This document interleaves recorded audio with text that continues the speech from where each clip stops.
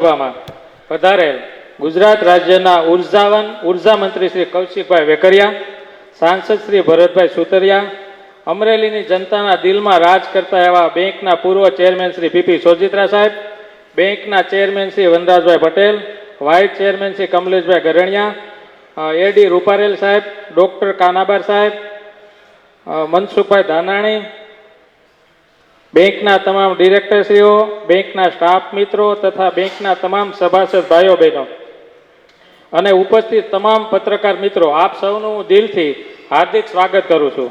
વાર્ષિક સાધારણ સભાનું કાર્ય શરૂ કરતા આ વાર્ષિક સાધારણ સભામાં તારીખ 3/8/2026ના એજન્ડા અનુસાર નીચે મુજબના ઠરાવો પસાર કરવામાં આવે છે. ઠરાવ નંબર 1, વિષય તારીખ 20/7/2025ના રોજ મળેલી 61મી વાર્ષિક સાધારણ સભાની કાર્યવાહી વંચાણમાં લઈ નોંધ લેવા બાબત. ગત તારીખ 20/7/2025ના રોજ મળેલ બેંકની 61મી વાર્ષિક સાધારણ સભાની કાર્યવાહીની નોંધ વંચાણમાં લઈ મંજૂર રાખવામાં આવે છે. દરખાસ્ત મૂકનાર છે જયંતિભાઈ પટોળિયા, ટેકો આપનાર છે નારાયણભાઈ ડોબરિયા.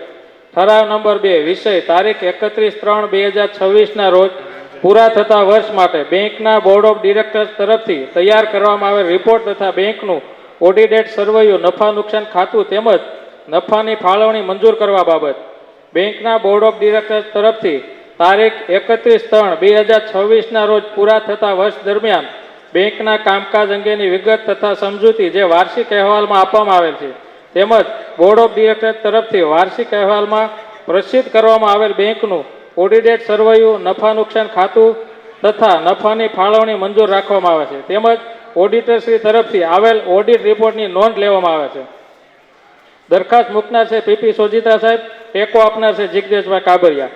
ઠરાવ નંબર 3, વિષય બેંકના પેટા કાયદા નંબર 6ની મર્યાદામાં રહીને વર્ષ 2027-28 માટે બોર્ડ ઓફ ડિરેક્ટર્સને ભંડોળ એકઠું કરવા માટે મંજૂરી આપવા બાબત. બેંકના પેટા કાયદા નંબર 6ની મર્યાદામાં રહીને વર્ષ 2027-28 માટે બોર્ડ ઓફ ડિરેક્ટરને ભંડોળ એકઠું કરવા માટે મંજૂરી આપવાનો ઠરાવવામાં આવે છે. દરખાસ્ત મૂકનાર છે ભરતભાઈ સોરઠિયા, ટેકો આપનાર છે પ્રવીણભાઈ ધાનાણી.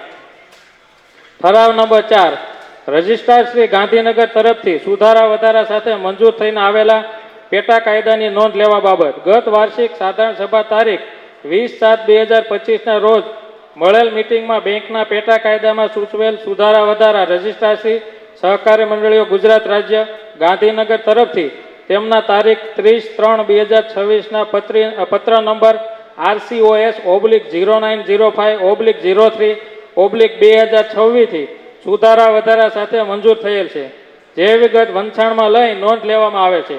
દરખાસ્ત મૂકનાર છે વનરાજભાઈ પટેલ, ટેકો આપનાર છે ચેતનભાઈ રાવળ. ઠરાવ નંબર 5, બેંકના જૂના મુદતવીતી બાકીદારો કે જેમની પાસે બેંકનું મુદતવીતી લેણું બાકી હોય તેમજ ખાતું NPA થયેલ હોય, વસૂલાતની કાર્યવાહી કરવા છતાં મુદત વીતેલ લેણું વસૂલ ન આવતું હોય અને જે ખાતેદારોની આર્થિક સ્થિતિ નબળી પડેલ હોય અને આવકનું સાધન ન હોય અથવા તો ખાતેદારનું અવસાન થયેલ હોય અને ખાતેદાર પાસેથી બેંકની મૂળ રકમ એટલે કે પ્રિન્સિપલ પરત આવી જતી હોય અને વ્યાજ પેટે પણ બેંકને રકમ મળતી હોય તેમજ બેંકનું બેલેન્સ શીટ ચોખ્ખું રહે તે હેતુથી અને બેંકનું આર્થિક હિત જોખમાતું ન હોય તેવા કિસ્સામાં તડજોડ કરી બાકીદાર એક સાથે રકમ ભરવા તૈયાર થાય તો સમાધાન કરી તેમના શેરની રકમ, ડિપોઝિટ કે ડિવિડન્ડની રકમ તેમના લોન ખાતામાં જમા કરી બાકીની ઘટતી રકમ માંડવાળ કરી લોન ખાતું ચૂકતે કરી બેંકના સભ્ય પદેથી છૂટા કરવા માટે આવતી સાધારણ સભા એટલે કે 1 વર્ષ માટે બેંકના ચેરમેનશ્રીને અધિકાર આપવાનો ઠરાવવામાં આવે છે. દરખાસ્ત મૂકનાર છે ચિરાગભાઈ ચાવડા, ટેકો આપનાર છે ભાવિનભાઈ સોજિતા. રિઝર્વ બેંક ઓફ ઇન્ડિયાની ગાઈડલાઇન મુજબ તમામ અર્બન કોઓપરેટિવ બેંકોએ મિનિમમ 12% CRAR એટલે કે capital fund and risk asset ratio જાળવવાનો હોય છે. જ્યારે આપણી બેંકનો CRAR 29.30% છે જે બેંકની સદ્ધરતા તથા આદર્શ પરિસ્થિતિ સૂચવે છે. અહેવાલના વર્ષમાં થાપણો ઉપર સરેરાશ વ્યાજ દર 5.82% રહેલ છે જ્યારે ધિરાણ ઉપર સરેરાશ વ્યાજ દર 10.75% રહેલ છે જેનો ગેપ 4.93%નો છે. તારીખ 31/3/2026નો CD રેશિયો 57.87% છે તેમજ ઇન્વેસ્ટમેન્ટ ડિપોઝિટ રેશિયો 56.10% છે. બેંકનું વર્ષ 2025માં કુલ ધિરાણ 108 કરોડ 2 લાખ હતું જેમાં માન્ય બેંકના પૂર્વ ચેરમેન શ્રી પીપી સોજિત્રા સાહેબની આગવી સૂઝથી માલપ્લેસ ધિરાણની શરૂઆત કરતા વર્ષ 2026માં કુલ ધિરાણ 123 કરોડ 86 લાખ થવા પામેલ છે, જે ગત વર્ષની સરખામણીમાં ધિરાણમાં રૂપિયા 15 કરોડ 63 લાખનો વધારો છે, જે આ બદલ માન્ય પીપી સોજિત્રા સાહેબનો તેમજ બોર્ડ ઓફ ડિરેક્ટર સહિત તથા કર્મચારીનો આભાર માનું છું. બેંકનું ગવર્મેન્ટ સિક્યુરિટીમાં 103 કરોડ 20 લાખનું રોકાણ છે, જે એસએલઆરની જરૂરિયાતથી વધારે છે. આઈડીબીઆઈ બેંકમાં રૂપિયા 5 કરોડ 34 લાખનું ફિક્સ ડિપોઝિટમાં રોકેલ છે. આઈસીઆઈસીઆઈ બેંકમાં 1 કરોડ 97 લાખ ફિક્સ ડિપોઝિટમાં રોકાણ કરેલ છે. આઈડીએફસી ફર્સ્ટ બેંકમાં 8 કરોડ 53 લાખનું ફિક્સ ડિપોઝિટમાં રોકાણ છે. ગુજરાત સ્ટેટ કોઓપરેટિવ બેંકમાં રૂપિયા 2,40,000ની ફિક્સ ડિપોઝિટમાં રોકેલ છે, તેમજ રૂપિયા 5,000ના જીએસસી બેંકના શેરમાં રોકાણ કરેલ છે. આજની આ તકે હું બેંકના તમામ બોર્ડ ઓફ ડિરેક્ટર દ્વારા મને જે સ્વતંત્ર કામ કરવા આપેલ અનુમતિ બદલ તમામ બોર્ડના ડિરેક્ટરોનો હૃદયપૂર્વક આભાર માનું છું.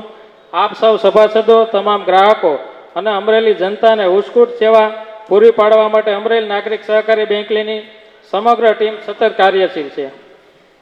હવે આજે આપણી વચ્ચે આપણા ઉર્જાવાન ઉર્જા મંત્રી કૌશિકભાઈ વેકરિયા હાજર હોય અને જે અમરેલી જિલ્લામાં જે કાર્યની હારમાળાનો જે હિસ્સો એણે તૈયાર કર્યો છે, એટલા કામો લાવ્યા છે કે અત્યાર સુધીના કોઈ નેતા અમરેલીમાં એટલા કામો નથી લાવ્યા. એના માટે મારે એમ એક 5 પંક્તિ મારે બોલવી છે. મેં મારી રીતે 5 પંક્તિ બનાવી છે. ગ્રામજનોના લાભે 600 જેટલા ઊંડા ઉતાર્યા તળાવોને ટેકર્યા. ગ્રામજનોના લાભે 600 જેટલા ઊંડા ઉતાર્યા તળાવોને ટેકર્યા તેવા ઉર્જાવાન છે ઉર્જા મંત્રી આપણા કૌશિકભાઈ વેકરિયા. વિકસિતથી વંચિત નહીં રહે અમરેલીનું એક પણ ઘર. વિકસિતથી વંચિત નહીં રહે અમરવલીનું એક પણ ઘર, તેવું સ્વપ્ન જોવે છે અમારા પીપી સર. અમરવલીના લોકોના કામ હવે થાય છે દોડી દોડી.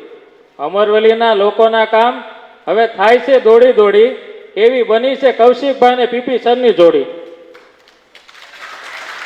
પીપી સર કોલ કરી બોલે અમરેલીમાં આ કામ કરવાનું છે કે એટલે કૌશિકભાઈ, એનું ટૂંકું નામ કે છે. પીપી સર કોલ કરી બોલે અમરેલીમાં આ કામ કરવાનું છે કે કૌશિકભાઈ નો હાજર જવાબ, સાહેબ થઈ ગયું કામ ઓકે, એટલે એનું કામ તાત્કાલિક થઈ ગયું હોય. ધન્ય છીએ આપણે અમરવલી જેવી મળી જનેતા. ધન્ય છીએ આપણે અમરવલી જેવી મળી જનેતા, એટલે તો મળ્યા પીપી સર ને કૌશિકભાઈ જેવા નેતા. ધન્યવાદ.